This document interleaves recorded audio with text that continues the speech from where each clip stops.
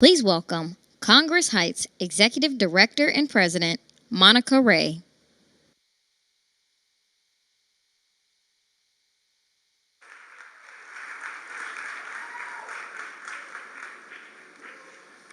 Good morning, good afternoon. Welcome to Sycamore and Oak, where community flourishes and dreams soar. I am Monica Ray. I am the president of the Congress Heights Community Training and Development Corporation and the operator of the retail village here at Sycamore and Oak. I am so very honored to have the vice president here with us today. The vice president is fighting every day to ensure that every small business owner and entrepreneur in America has the resources it needs to thrive. Our mission here is not just to build a retail village, but to foster a thriving community and make significant impact on the local economy through small business, engagement, and sustainability. At Sycamore and Oak, along with our partners Red Brick LMD and Emerson Collective, we firmly believe the small businesses are the backbones of our economy. They are the driving force behind innovation, job creation, community development, wellness, and pride. As we open our doors to this one-of-a-kind retail village, we're not just offering products and services, we're creating opportunities for local entrepreneurs to build their passions and dreams and build generational wealth. Public-private ventures like Sycamore and Oak play a pivotal role in strengthening communities that suffer from years of disinvestment. We understand that vibrant, cohesive neighborhoods are built on the foundation of strong local businesses. When small businesses thrive, every community wins.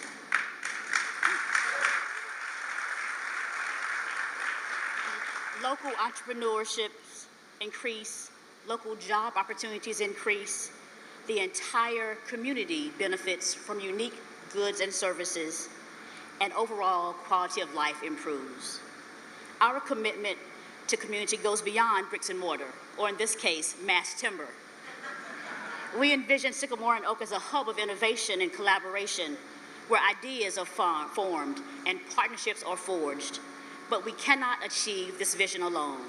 We are deeply appreciative for the support, enthusiasm, and investment in small business by our partners and this administration. Together, we are making Sycamore and Oak a testament to the power of possibilities.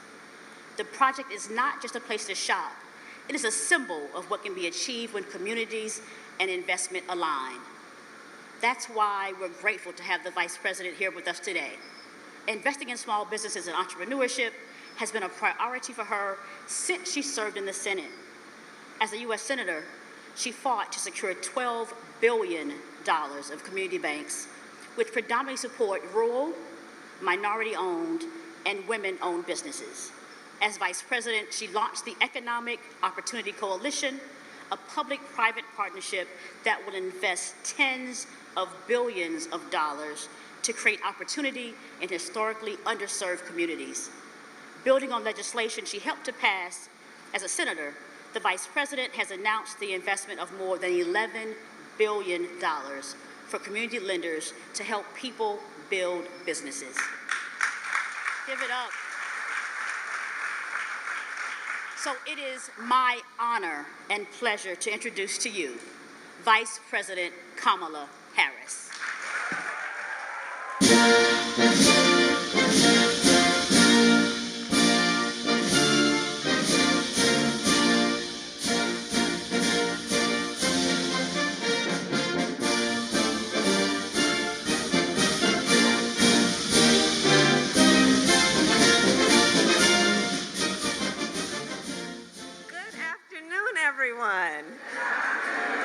I was just saying to Monica, I love what she said, the power of possibilities. Isn't that right? And really, the power behind the power of possibilities is that we as a community, as a society, see it and then invest in it. I had the great joy and honor and privilege of meeting with some of the small business owners who occupy this space, and I have to tell you, their innovation, their enthusiasm, their love of this community, and by extension, the country is really so inspiring. I love our small business owners. I really do. You know, but I just have to say, because many of you may know this, but, you know, my sister Maya and I were raised by our mother, and she worked long days. And we had a second mother who lived 2 doors down, Miss Shelton. And we lived in the apartment above the nursery school that Miss Shelton ran. She was a small business owner. And she was a matriarch of the community. She was not only a business leader, she was a civic leader. She was part of the cultural fabric of the community, as well as someone who hired locally, who mentored, and who role modeled what it means to be invested and be successful. And so this is very personal for me, to be here with all of you and to applaud the work that is being done here. And I want to thank Monica again for her introduction and for your leadership.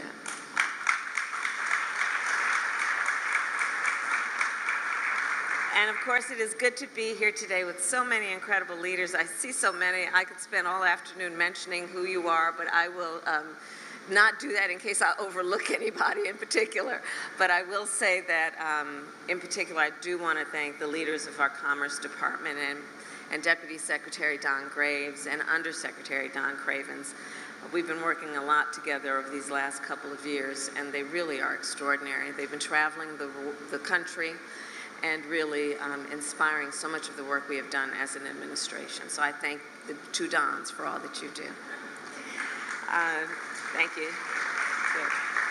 And to the small business owners and entrepreneurs of America, including those here today, you are the backbone of our communities and of our economy, and you are part of the pride of our nation. President Biden and I came into office with a plan to grow and strengthen America's economy. We knew that for far too long, our economy has not been working for working people. Entire communities have been left out and left behind. Trickle-down economics, well, it benefited big corporations and the wealthiest of Americans, but not a lot of regular folks. So when President Biden and I took office, we decided to invest in the working people of America, to create millions of jobs, to rebuild American manufacturing, to repair our roads and bridges, to replace every lead pipe in our nation, to connect every home with high-speed internet, to expand clean energy production, and to make sure that every person in America, not just the wealthy or well-connected, have the opportunity to thrive. All that, ladies and gentlemen, and everyone else, that is called Bidenomics. That is called Bidenomics, and we are very proud of Bidenomics. And as today's jobs numbers make clear, Bidenomics is working. Last month, we created 187,000 new jobs. That means today, yeah, go ahead and clap.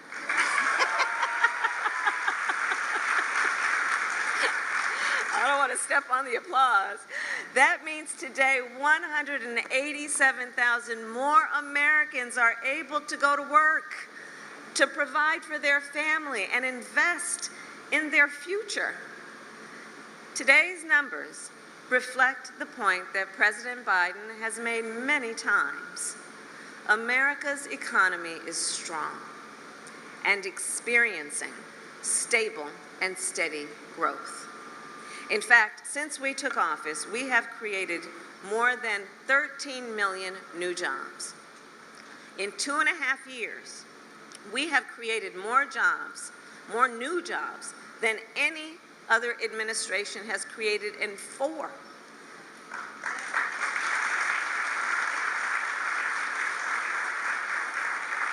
Today, the unemployment rate is near its lowest level in over half a century. Wages are up. Inflation has fallen 12 months in a row. And recently, Some of the nation's largest financial institutions have begun to recognize the significant impact of our economic approach. Morgan Stanley increased their expectations for economic growth, as did Bank of America. And unlike economic recoveries in the past, this growth is not only being felt on Wall Street, but more importantly, it is being felt on Main Street, especially by people who start and own small businesses. So just consider, in just our first 2 years in office, entrepreneurs have applied to start more new small businesses than in any other 2-year period in history. In addition, President Biden and I have invested billions in American manufacturing. Now, put this in context. Since most manufacturing companies are small businesses with fewer than 20 employees, our investment in America's manufacturing is also an investment in America's small businesses. All of this to say, America's economic future looks bright, and President Biden and I will keep fighting to move our nation forward.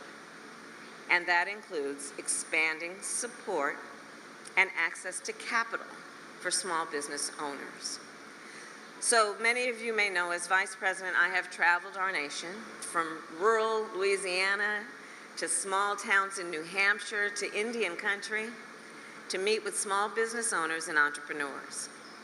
And when I sit down and talk with folks, I often will ask them, of all the challenges you as a small business owner, as an entrepreneur, of all the challenges you face, what is your biggest concern?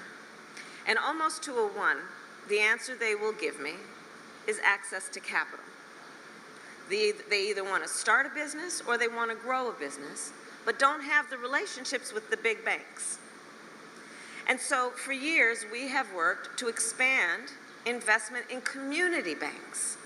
Because you see, community banks specialize in providing loans and financial assistance to small business owners, in particular, those in overlooked and underserved communities, including rural communities. And as the name suggests, community banks are in the community. They understand the needs of the people they serve. They understand the capacity and the opportunity, such as the capacity and the opportunity of this community, that big banks often overlook or just don't get. And so building on the work that, as you heard, I led as a United States Senator, and since taking office, President Biden and I have invested nearly $12 billion in our community banks.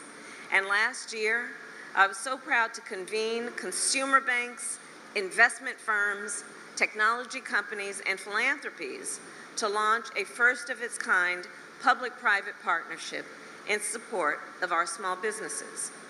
And what we did is we combined the expertise and the experience of the private sector with the reach and the capacity that only government can provide. And as a result, we have secured billions of dollars in private sector investment for small businesses. In order to expand access to capital, we have to think outside the box, all of us. And in particular, we feel a sense of responsibility to find innovative ways to support our entrepreneurs and our small business owners, including to fund community banks, to build public-private partnerships, and to do what we are doing today, which is to invest in small business accelerators. So small business accelerators are organizations that, in addition to capital, provide advice and support to entrepreneurs. Because most of us, in fact, didn't grow up necessarily having parents or others in our direct community that understood all of these business principles and understood high finance. But it's not that folks don't have a good idea or the ambition and the aspiration to do things, but just don't have access to the information.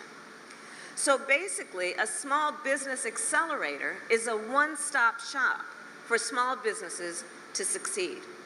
And they provide everything from mentorship to management courses to assistance filling out business taxes.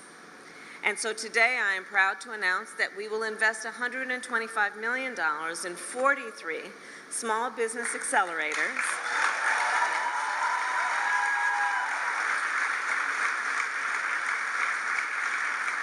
And they have been chosen because they are the ones that are and have a track record of supporting entrepreneurs in underserved communities and helping them to innovate and to hire and to grow. And nearly all of these accelerators that we have funded are represented here today.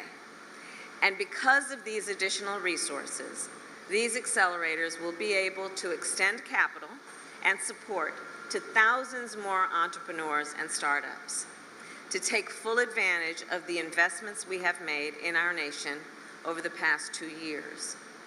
And so consider, since taking office, President Biden and I have invested about $1 trillion to build a clean energy economy.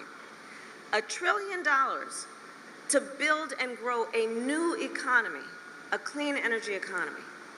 Think what this means if folks who have the great ideas have access to the information to participate in that and to be in the pipeline of the innovators who are doing this work every day to build back up our country. Today's investment in small business accelerators will help connect entrepreneurs and small business owners with the support and the guidance they need to break into the clean energy economy. For example, this investment could allow, let's say, a college student from Thomasville, Georgia, to connect with a mentor to help launch her clean energy startup and apply for clean energy tax credits. It could allow, let's say, a mother of 2 in Tempe, Arizona, who has a business plan to install solar panels, but she needs the technical support to learn how to turn that plan into a reality and meet the increasing demand for solar energy. That's where these accelerators come into play, to help connect that desire, that ambition, that great idea with the resources that are available to actually do that important, innovative work.